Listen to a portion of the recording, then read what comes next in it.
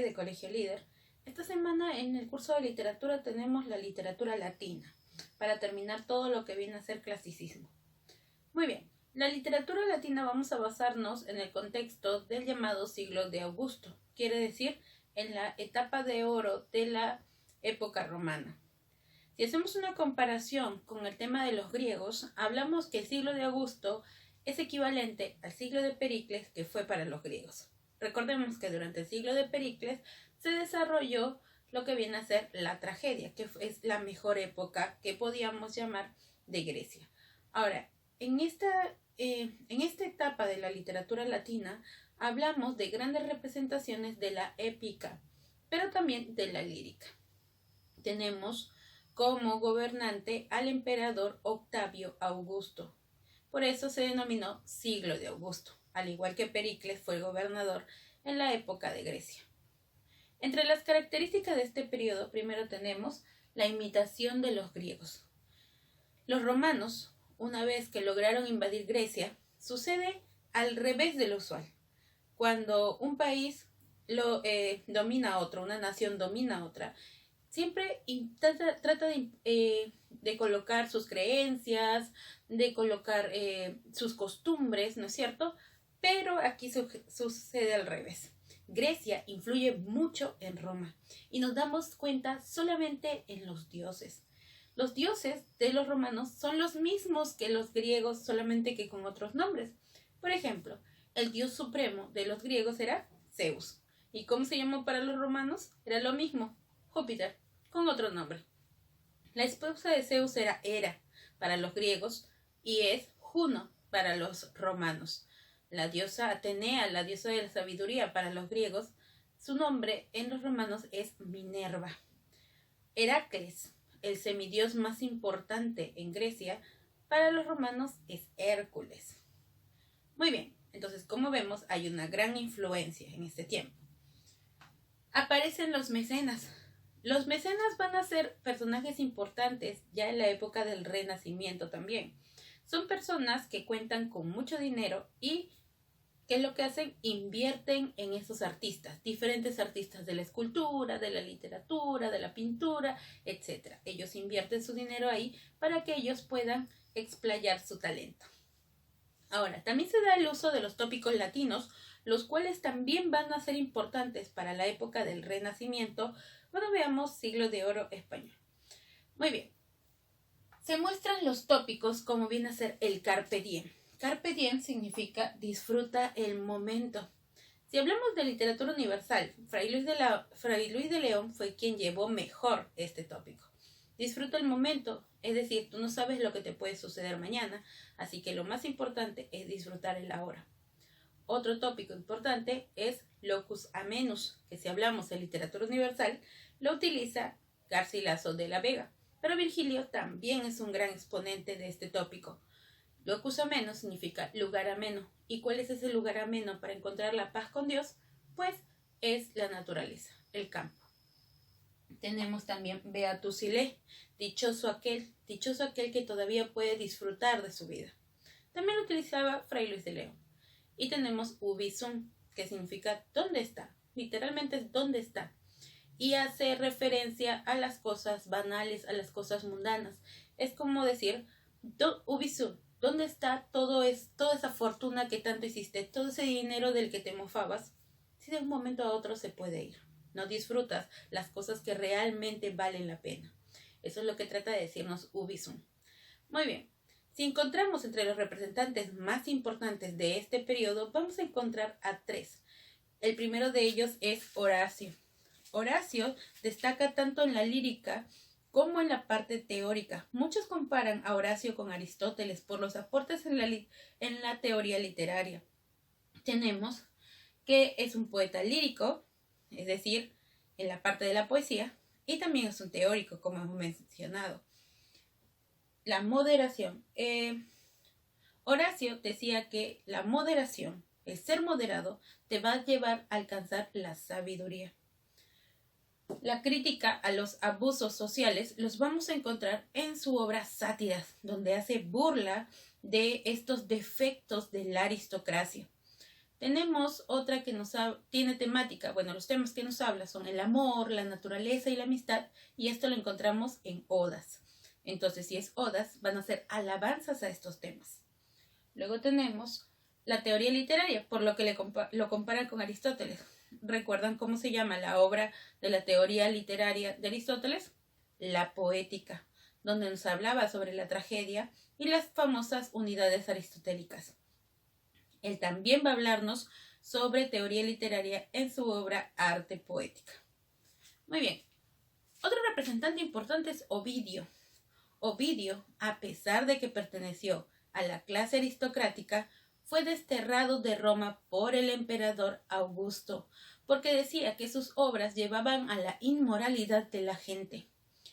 Él domina muy bien la mitología, por lo tanto, coloca estos mitos dentro de sus obras. Y esos mitos los vamos a encontrar en su obra Metamorfosis. En esta obra, Metamorfosis, vamos a encontrar que nos habla sobre transformaciones, como lo dice. Y estas transformaciones se dan a través de los dioses como castigo a los humanos. Y su obra, que lo llevó a ser desterrado y por la cual lo conocemos mucho, es El arte de amar. Mariano Melgar, el poeta peruano, va a traducir esta obra del latín al castellano. En Arte de amar consta de 3 partes. La primera de ellas la primera y la segunda es para los hombres y la tercera es para las mujeres. La primera te dice dónde puedes encontrar el amor. En las plazas, en los parques, cómo puedes mirar a esa persona. La segunda es, ¿ya conseguiste tu amor? ¿Cómo mantener ese amor? Cómo avivar la llama para que ella siempre esté contigo. Y la tercera de ellas, que es para las mujeres, es cómo seducir a los hombres y cómo mantener el amor de los hombres, cómo hacer que no se aburran de una. Bueno, bastante misógino, pero eran las creencias de la época. Esos son los 2 primeros grandes representantes de la literatura latina en el periodo del siglo de Augusto. Muy bien, ahora continuamos con el más grande representante de este periodo, que viene a ser Virgilio. Virgilio, conocido como el Cisne de Mantua o también el Homero romano, va a ser un representante de la épica heroica. Virgilio tuvo como mecenas al propio emperador Octavio Augusto, el cual le pidió que escribiera una obra que pueda hablar sobre la fundación de Roma, y él lo va a hacer con su obra La Eneida. Nos dice que continúa con los temas homéricos, más que continuarlo prácticamente los copia, porque su obra más representativa es una copia de la Odisea y la Ilíada, en ese orden las copia. Tenemos que uno de sus temas más importantes es reestructurar la pureza de la religión, porque se había trastocado al tener a estos dioses que tienen ciertos defectos, como dijimos. Los dioses de Grecia eran llevados por sus pasiones. Entonces, en este tiempo también estaba empezando lo que era la religión cristiana. Entonces, él trata de rescatar esto de la religión. Ahora, el amor por el trabajo en el campo e impedir la corrupción fueron de sus temas favoritos y los vamos a encontrar tanto en Geórgicas como en Bucólicas. En Bucólicas principalmente nos habla sobre lo que es el campo, la naturaleza. Su mismo nombre lo dice, de la especie literaria églogas, que tiene que ver con un tema bucólico. Muy bien. Ahora, su influencia se proyecta hasta la Edad Media. Dante Alighieri, en el Prerrenacimiento, va a tomar a Virgilio como una influencia tan importante que lo toma como uno de sus guías en su famosa obra La Divina Comedia. Muy bien, tenemos la obra La Eneida. Cuando hablamos de la Ilíada y la Odisea, estábamos hablando sobre cierto tiempo de la guerra de Troya y lo que pasó después de la guerra de Troya. Pero lo que sucedió de la caída de Troya, cómo cayó Troya, lo vemos en la obra La Eneida de Virgilio. Género épico, especie epopeya, consta de 12 actos, solamente 12 cantos. La mitad de cantos que tienen tanto la Ilíada y la Odisea de Homero. Nos dice que esta obra fue creada para ser leída, a diferencia de la Ilíada y la Odisea, que fueron creadas para ser oídas, porque Homero era un aeda, era un poeta que iba de ciudad en ciudad recitando sus poemas. Virgilio ya escribía para que esta obra quedara para la posteridad, porque estábamos hablando sobre el tema de la fundación de Roma. Ese es el tema principal, Eneas y sus viajes para llegar a formar este gran imperio romano. Ahora, nos tenemos la historia de Eneas, pero ¿quién era Eneas? Eneas era un príncipe de Troya. Se casó con la hija del rey Príamo, Creusa. Ahora, su padre es Anquises. Anquises fue un hombre muy bondadoso y visto a los buenos ojos de Venus. ¿Y quién es Venus? Afrodita, la diosa del amor, la diosa de la belleza. Lo vio como una persona que merecía estar con ella. Y de esto nace Eneas. Es por eso que Afrodita lo protege cuando en la batalla Diomedes quería matarlo. Ahora, en esta obra, la primera parte es parecida a la Odisea. Tiene hasta muchas aventuras muy parecidas. ¿Qué es lo que pasa? Eneas escapa de lo que estaban haciendo los griegos cuando lograron entrar con el caballo de Troya. El caballo de Troya no se narra ni en la Ilíada ni en la Odisea. Se narra en la Eneida de Virgilio. Esta obra va a ser igual a la Odisea en la primera parte, donde Eneas va a llegar a la isla de la reina de Cartago, Dido. ¿Se acuerdan cuando Odiseo llegó a la isla de Calipso, no es cierto? Y luego llega a la isla de los Feacios, y es en la isla de los Feacios donde empieza a contar sus aventuras posteriores. Pues esto sucede en la isla de la reina Dido. Una de las diosas que no perdona que Eneas se haya ido de allí es Juno. ¿Qué sería Hera? Recordemos que ella apoyaba a los griegos y ella no quería que ningún troyano salga vivo de esa matanza. Y cuando Eneas logra hacerlo, ella está enfurecida. Ella convence a Eolo, el dios de los vientos, que envíe estos y pueda hacer naufragar el barco de Eneas. Pero Poseidón, Neptuno, mejor dicho, para los romanos, no iba a permitir que alguien se meta en sus dominios. Es por eso que logró hacer que Eneas llegue a esta isla, y la reina Dido le rogó que le cuente sus aventuras. Y Eneas le contó que cuando él estaba allí escuchó un ruido, escuchaba demasiado ruido, y se levantó y salió y vio que todo estaba en llamas, que toda la gente gritaba. Tomó su espada para poder ayudar, pero lamentablemente ya el rey Príamo estaba muerto, y siguió avanzando para poder parar todo esto, y ve a Helena escondida. Él quiere matarla porque él piensa que ella es la causante de todo esto, pero su madre lo detiene y le dice que esto es parte de lo que los dioses han permitido, que él tome todo lo que tiene y se vaya de una vez, porque su destino es ser un grande, es ser fundador del nuevo imperio, y los dioses lo han permitido. Eneas se va, logra encontrar a su padre, se lo lleva. Aquí nos cuenta también que Aquiles muere a manos del cobarde de Paris. Paris le dispara una flecha justo en su punto débil. Se lleva a su padre Anquises, su hijo Ascanio también logra salir junto con Eneas y regresa por su esposa Creusa, pero se le presenta en el camino y él le dice: ya vámonos, Creusa, y se da cuenta que solamente era el alma de su esposa murió allí, y le dio su bendición para que siguiera. Nos van a contar algunos lugares donde llega, como es a la isla de Ítaca, logra llegar a la isla de Ulises. Luego nos cuenta que también llegó en la isla de los Cíclopes, donde no permanecieron mucho tiempo, solo llegaron a las playas y se encontraron con un hombre de Ulises, es decir, Odiseo, que lo había dejado en este lugar. Luego llegó a otra isla donde todos querían quedarse, parecía que todo estaba muy bien, pero Juno, pero ¿qué es lo que pasa? Juno había tramado todo esto para que Eneas no cumpla su propósito.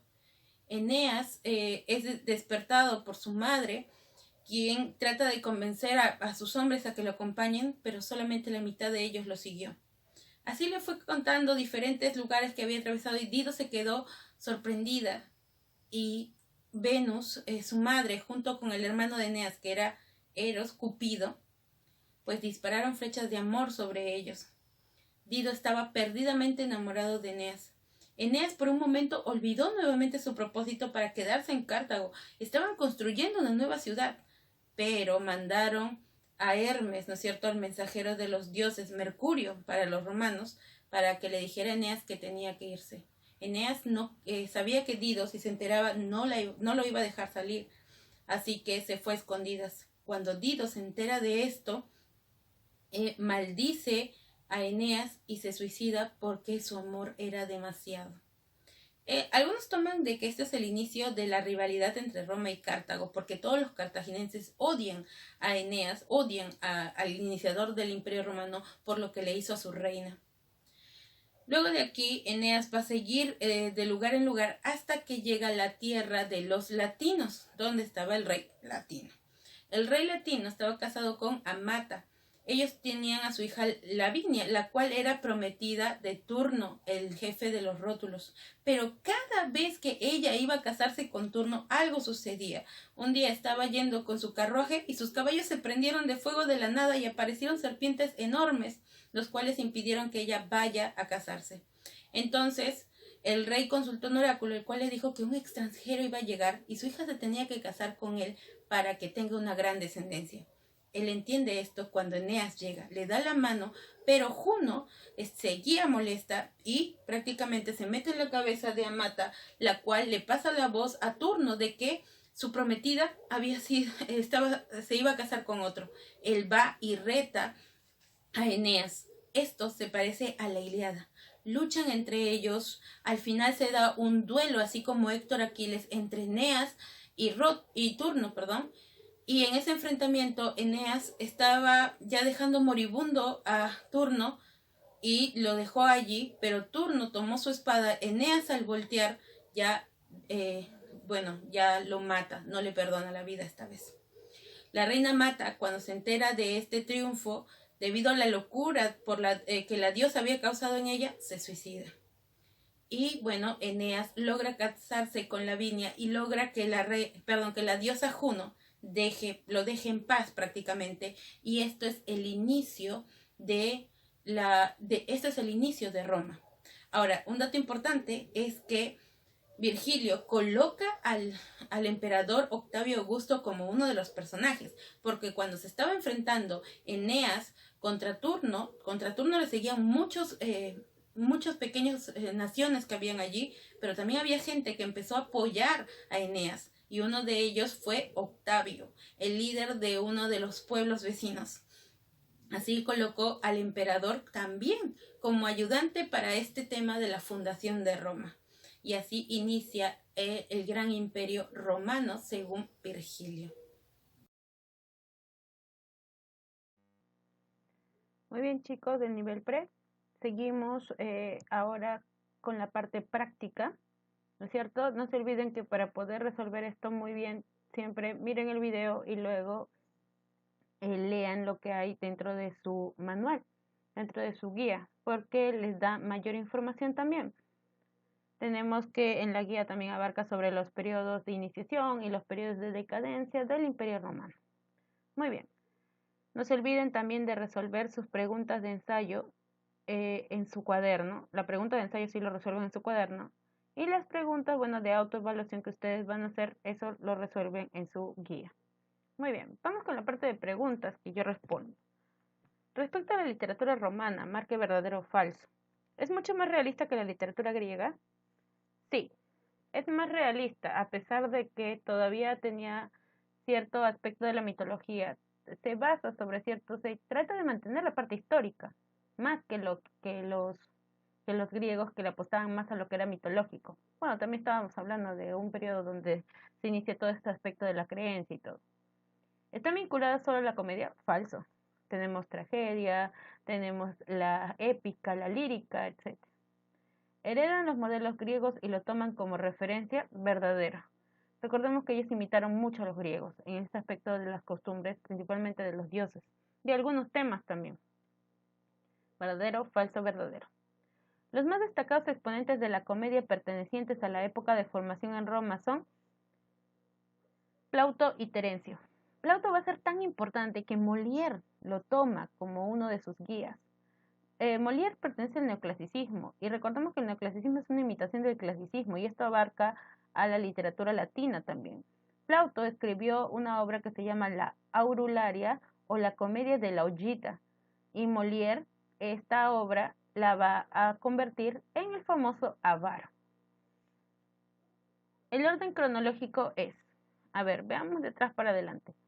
Plauto fue antes de Ovidio, sí, pero ¿Ovidio fue antes de Terencio? No. Plauto fue antes de Virgilio, sí, pero Virgilio fue antes de Aristófanes, no, Aristófanes es griego. Virgilio fue antes de Homero, ya ese está recontra mal. Horacio fue antes de Terencio, ya mal. Tenemos Safo fue antes de Terencio, sí, porque Safo es griega.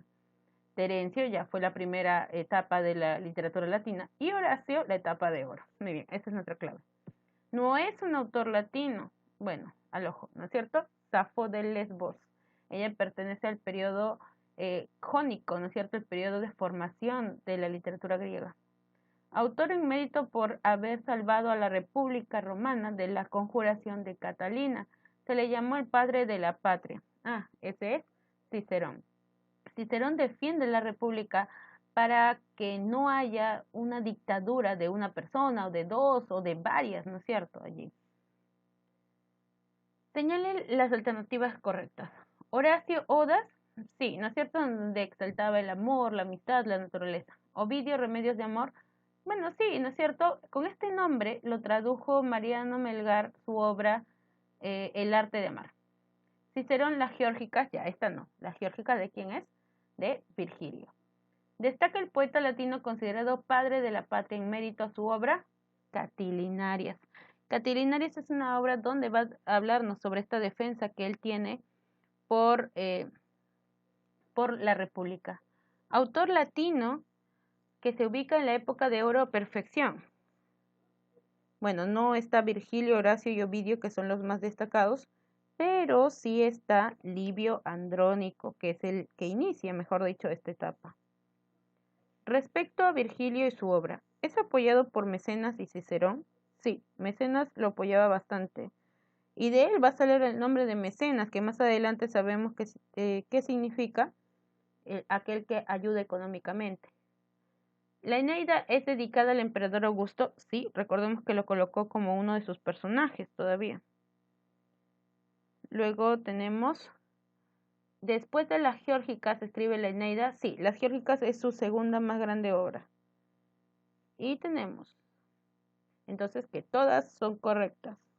La 10. Son 10 poemas pastoriles en los que se idealiza la vida campestre como refugio de paz. Su mismo nombre lo dice, bucólicas. Bucólicas tiene que ver con el campo. Muy bien, chicos, no se olviden resolver su pregunta ensayo y las preguntas de